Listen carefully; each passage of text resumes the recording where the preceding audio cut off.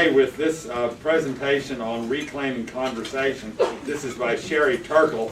And y'all, as I read this book, I felt guilty, as some of you will when you hear this synopsis, because she's putting reality in our face. And basically, y'all, we are not talking to each other the way we were prior to the onset and the emphasis of smartphones and tablets and other kind of media.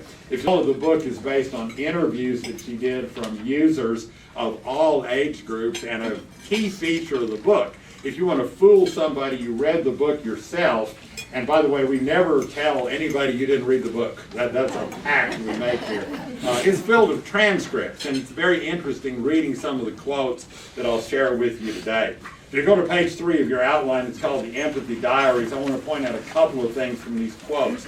On the first one, midway down, we readily admit we would rather send an electronic message or mail than commit to a face-to-face meeting or a telephone call. Skip the next one, top of the next one. But these days we find a ways around conversation. We hide from each other even as we're constantly connected to each other. On our screens, we are tempted to present ourselves as we would like to be. We say we turn to our phones when we're bored, and we often find ourselves bored because we have become accustomed to a constant feed of connection, information, and entertainment. We are forever elsewhere. And the term she talks about in this quote is called phubbing, and what that means is you text while maintaining eye contact. That's called phubbing. Are any of you all phubbers? Down to the next one, halfway down. Don't admit it, it's okay. Halfway down. But these conversations require time and space, and we say we're too busy. We've arrived at another moment of recognition. This time technology is implicated in an assault on empathy. We have learned that even a silent phone inhibits conversations that matter.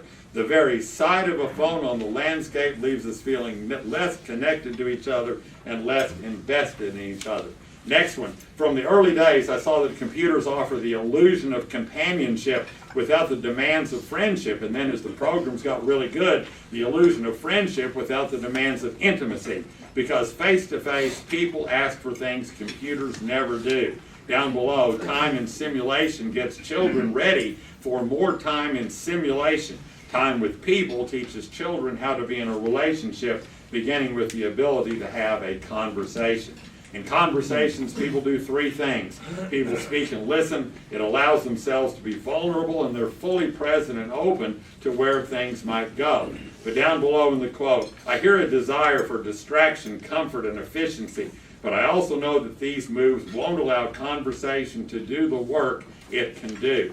Next one, without conversation, studies show that we are less empathic, less connected, less creative, and fulfilled. We are diminished in retreat. But to generations that grew up using their phones to text and message, those studies may be describing losses they don't feel. They didn't grow up with a lot of face-to-face talk.